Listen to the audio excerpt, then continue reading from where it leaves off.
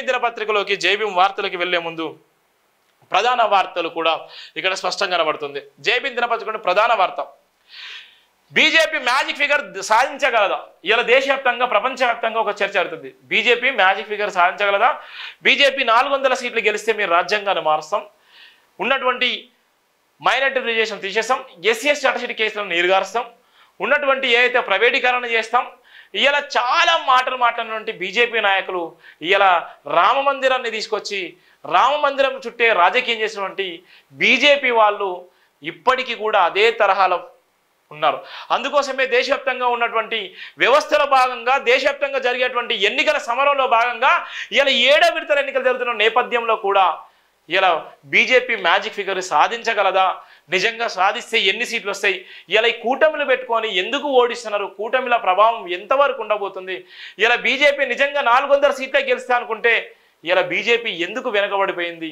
BJP వెనుకబడిన కారణాలు ఏంది అనేటువంటి ప్రత్యేకమైన వార్త కూడా జైభీం దినపత్రిక రాసింది. ఎవడికి గులాంగిరి చేయదు, ఎవడికి భయపడదు, పిఎం అయినా సీఎం అయినా ఎవడికి భయపడదు, ఎవడికి తల దించుకోదు, ఎవడికి సలాం చేయదు. అదే జైభీం నినాదం, అదే బరిగల శివ నినాదం. ఇలా బరిగల శివ కోట్ల రూపాయలు సంపాదించుకునే అవకాశం ఉన్నప్పటికీ కూడా అన్ని వదులుకున్నాడు. వ్యక్తిత్వం కోసం, ఆశయం కోసం నిలబడేటువంటి ఏకైక వ్యక్తి ఇవాళ బరిగల శివ మాత్రమే. ఈ రాష్ట్ర ముఖ్యమంత్రిని పోటీ చేసిండు, దేశ ప్రధాని మీద పోటీ చేసిండు. నేను గతంలో ఎన్నోసార్లు చెప్పాను, నాకు రాష్ట్ర ముఖ్యమంత్రులు, రాష్ట్రాన్ని పరిపాలించేటువంటి ముఖ్యమంత్రులకు సవాల్ వేస్తున్నా, ఈ దేశాన్ని పరిపాలించే దేశ ప్రధానికి సవాల్ వేశాను. ఇలా దేశ ప్రధాని మీద నామినేషన్ వేశాను. ఇలా రాష్ట్ర ముఖ్యమంత్రుల మీద ఓడగొట్టడం జరిగింది నామినేషన్లో. వాళ్ళ బరిలో ఉన్నాను. అది జైభీం నినాదం, జైభీం టీవీ ఆశయం, బాబాసాహెబ్ అంబేద్కర్ గారి స్ఫూర్తి. ఏదైతే ఇలా గాంధీతో యుద్ధం చేసినటువంటి బాబాసాహెబ్ అంబేద్కర్ గారు ఉన్నారో, ఇలా కమ్యూనల్ అవార్డును వద్దనుకున్నటువంటి గాంధీ గారు ఉన్నారో, ఆ కమ్యూనల్ అవార్డు సాధించినటువంటి బాబాసాహెబ్ అంబేద్కర్ స్ఫూర్తితోని ఆ ఓటు హక్కు తెలుసుకొని, ఆ ఓటు ఎంత పవిత్రమైనది, ఆ ఓటు ఎంత బలమైనది, ఆ ఓటు వల్ల ఈ సమాజానికి ఎంత ప్రభావం చూడబోతుంది, ఆ ఓటు వల్ల ఈ దేశానికి ఏ విధంగా సాయం చేయొచ్చు, ఏ విధంగా ఈ సమాజానికి మేలు చేయొచ్చు అన్నటువంటి లక్ష్యంతో కమ్యూనల్ అవార్డు వద్దనుకున్నటువంటి గాంధీకి ఇలా ఓట్లేసినటువంటి అనేక మంది మేధావులకి జోహర్లు. బీజేపీ రాజ్యాంగాన్ని మార్చానటువంటి, బీజేపీకి దగ్గర నుండి ఓటేసినటువంటి మేధావులకు కూడా జోహర్లు. అందుకోసమే ఇలా బీజేపీ మ్యాజిక్ ఫిగర్ సాధించగలదన్నటువంటి ప్రధాన వార్త రాష్ట్రం. ఎందుకు వీళ్ళు గుబులు పడుతున్నారు, ఎందుకు భయపడుతున్నటువంటి ప్రధాన వార్త కూడా రాసిన సందర్భాలున్నాయి. బీజేపీకి ప్రమాద గటికలు మోగుతున్నాయి. ఆ పార్టీ మ్యాజిక్ ఫిగర్ దాటడం కష్టమా?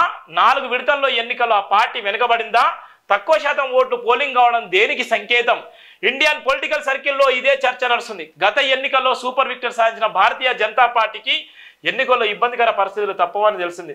బీజేపీ ఒంటరిగా మ్యాజిక్ ఫిగర్ దాటే అవకాశం లేదని మిత్రపక్షాల అవసరం తప్పనిసరి అవుతుందని విశ్లేషకులు అభిప్రాయపడుతున్నారు.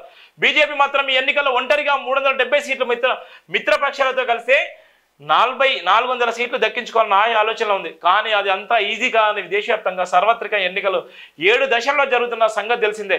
ఇప్పటికే 4 విడతల్లో పోలింగ్ పూర్తయింది. జూన్ 1తో 7వ దశ పోలింగ్ కూడా ముగియనుంది. జూన్ 1తో 7వ దశ పోలింగ్ కూడా ముగినుంది. జూన్ 4న దేశవ్యాప్తంగా ఫలితాలు కూడా వెల్లడించేటువంటి నేపథ్యం ఉంది. కనీసం 400 లోక్సభ స్థానాలను లక్ష్యంగా పెట్టుకొని బీజేపీ ఎన్నికలు గట్టిగానే శ్రమించింది. అయితే సొంతంగా మ్యాజిక్ ఫిగర్ దాటే అవకాశం లేదని కమల్నాథ్లో ఒక రకమైన ఆందోళన ప్రదర్శించారు. ఇప్పటి వరకు జరిగిన 4 దశల పోలింగ్లో తక్కువ పోలింగ్ శాతం నమోదైంది. ఇది అధికార పార్టీలో కలవరానికి కారణం. ఏప్రిల్ 19న జరిగిన తొలి దశ పోలింగ్ను గత ఎన్నికల్లో పోల్చుకుంటే 4% ఓటింగ్ తక్కువగా నమోదైంది. అదే నెల 26న జరిగిన 2వ విడత పోలింగ్లో 3% తక్కువగానే పోలింగ్ నమోదైంది. 3వ దశలో 1.2%, 4వ దశలో 2.3% ఓటింగ్ తక్కువగా నమోదైనట్లు తెలిసింది. దీంతో మోడీ గ్రాఫ్ పడిపోయిందన్న సంకేతాలు రావడం బీజేపీకి లోటు.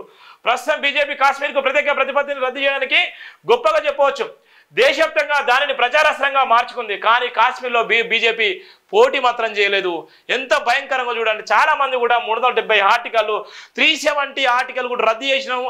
ఇలా ప్రపంచంలో ఎక్కడ లేని విధంగా, దేశంలో ఎవరు చేయని విధంగా చేసిన చెప్పారు. కానీ ఉన్నటువంటి జమ్మూ కాశ్మీర్లో ఉన్నటువంటి 3 ఎంపీ పార్లమెంట్ సీట్లకి బీజేపీ అక్కడ పోటీ కూడా చేయలేదు. కనీసం పోటీ చేసే ప్రయత్నం కూడా చేయలేదు. బీజేపీ ఉన్నటువంటి భయం ఎంత ఘోరాతి ఘోరంగా ఉన్నాడు. 1వ దశ 2వ దశ 3వ దశ 4వ దశ ఎన్నికలు జరిగిన సందర్భంలో గతంలో ఉన్నటువంటి పోలింగ్ శాతం పెరిగినప్పటికీ ఈసారి పోలింగ్ శాతం తగ్గిపోయింది. దానికి అంతటి కారణం ఏంటంటే బీజేపీ చేసేటువంటి నీచపు నికృష్టపు నీచమైన ఆలోచనలు, ఇలా హిందూ ముస్లిం గొడవలు, ఇలా ఉన్నటువంటి ఇలా చాలా మైండ్లో చాలా మేధావులు కూడా వాళ్ళ మైండ్లో మనువాదాన్ని మనస్మృతిని ఇలా మెదల్లో నింపుకొని సత్యం వైపు అడిగేయకుండా అసత్యం వైపు అడిగేసేటువంటి భాగంగానే ఇలా ఓటు శాతం తగ్గింది. అందుకోసమే బీజేపీ గ్రాఫ్ పడిపోయిందని దేశవ్యాప్తంగా ఒక చర్చ జరుగుతుంది. అందులో భాగంగా రాసినటువంటి ప్రధానమైన వార్తలు పెడితే కాశ్మీర్ విషయంతో పక్కన పెడితే కేంద్ర ప్రభుత్వం ఏర్పాటు కనీసం 270 సీట్లు ఎన్ని కావాలి? 272 సీట్లు వస్తే కేంద్రంలో ప్రధానమంత్రి అవుతారు. 200 సీట్లు రావాలని కానీ ముంగిట బీజేపీ నిలిచిపోతుంది. అప్పుడు స్నేహితుల మద్దతు కలవుతుందని విశ్లేషణ. ఇక్కడ ఉన్నటువంటి ఆయనకు ఉన్నటువంటి చాలా మంది స్నేహితులు ఎవరైతే ఉన్నారో, చాలా మంది స్నేహితులు అంటే పార్టీలో ఉన్నటువంటి కలుపుకున్నటువంటి స్నేహితులు కూడా వాళ్ళు 272 సీట్లు వస్తే దేశానికి ప్రధానమంత్రి డిసైడేషన్ నేపథ్యం ఉంటుంది. కానీ 270 సీట్లు రాకపోతే వాళ్ళ స్నేహితులతో సంబంధాలు పెట్టుకున్నటువంటి మోడీ ఒకవేళ నిజంగా వాళ్ళ సీట్లు ఎంత కీలకమో ఇలా చెప్పాడు నేపథ్యం. అందుకోసమే వరంగల్ ఎంపీగా నేను గెలిస్తే నిజంగా ఈ టాప్ పొజిషన్లో ఉండే వ్యక్తులు ఇక్కడ ఉన్నటువంటి దేశ రాజకీయాలు మార్చేసేటువంటి ప్రయత్నం చేసేవాడిని. కనీసం దేశవ్యాప్తంగా వరంగల్ జిల్లా పేరు, తెలంగాణ రాష్ట్ర పేరు ఇవాళ ప్రపంచవ్యాప్తంగా పరిచయం చేసేటువంటి వ్యక్తిని. కానీ ఇవాళ ఎవరికి ఓటేసిల్లో, ఎవరికి ఓటేసి గెలిపించున్నారో ఎవరు కూడా మాట్లాడుతున్న తెలియని పరిస్థితిలో ఉన్నారు. అందుకోసమే ఇవాళ ఈ చర్చల భాగంగా ఇలా బరిగల శివ చర్చ కూడా జరిగేటువంటి నేపథ్యం ఉండు. అయితే విశ్లేషణలో కాషాయదళంలో కలవరం రేగింది. మిగిలిన 3 విడతల్లో పోలింగ్ రికార్డు స్థాయిలో పోలింగ్ నమోదైతే బీజేపీ గట్టెక్కినట్టే అనేటువంటి నేపథ్యం ఉంటుంది. లాస్ట్ దశ ఇక ఇప్పుడు కూడా అయిపోయింది. అందుకోసమే బీజేపీ మ్యాజిక్ ఫిగర్ సాధించగలనటువంటి ప్రధాన వార్త కూడా రాయడం జరిగింది. ఇది రాసి అంత దమ్ము కూడా ఉండాలి, చెప్పేంత ధైర్యం ఉండాలి, ఇవాళ చూపించేటువంటి సాహసం కూడా ఉండాలి. ఇవాళ ఉన్నటువంటి డబ్బులకు అమ్ముడు పోయే నిజాన్ని తెలుసుకునేటువంటి భారతీయులారా, ఇవాళ ఉన్నటువంటి భజన చేసేటువంటి అంబేద్కర్ వారసులారా, పూలే వారసులారా, నీ నిజాలు తెలుసుకున్నంత కాలం ఇక్కడ ఉన్నటువంటి వీళ్ళు రాజ్యాధికారం కోసం కొట్లాడతారు. 272 సీట్లు వస్తే దేశానికి ప్రధానమంత్రి అయ్యేటువంటి అవకాశం ఉన్నది. ఇలా జమ్మూ కాశ్మీర్ 370 ఆర్టికల్ రద్దు చేసిన ఈ దేశ ప్రధానికి బీజేపీ వాళ్ళకి అక్కడ కనీసం పోటీ చేసేటువంటి ప్రయత్నం కూడా చేయలేదు ఇది బీజేపీ. ఇలా చాలా వరకు ఎవరికి కూడా తెలియని అనేకమైనటువంటి నిజాలు ఎన్నో ఉన్నాయి. కానీ ఆ నిజాలు బయట పెట్టుకోలేరు. కానీ లైవ్లో పోయి చూసినటువంటి పరిస్థితి కూడా చెయ్యలేని పరిస్థితిలో ఉంటారు. ఇవాళ ఉన్నటువంటి చీకటి గదిలో ఉన్నటువంటి కళ్ళు మూసుకొని ఓటేసేటువంటి పరిస్థితి ఉన్నటువంటి నా భారతీయులారా, ఇప్పటికైనా నిజాలు తెలుసుకున్నటువంటి నేపథ్యం ఉంటుంది. ఇవాళ ఉన్నటువంటి ఛాయవల్ అన్నటువంటి దేశ ప్రధాని ఇవాళ ఈయన కొడుకుకు ఇలా కోట్ల రూపాయలు సంపాదించుకునే అవకాశం ఎందుకు వచ్చింది, ఇలా ఏమైపోతుంది అన్నటువంటి నేపథ్యం కూడా మనం చూస్తున్నాం.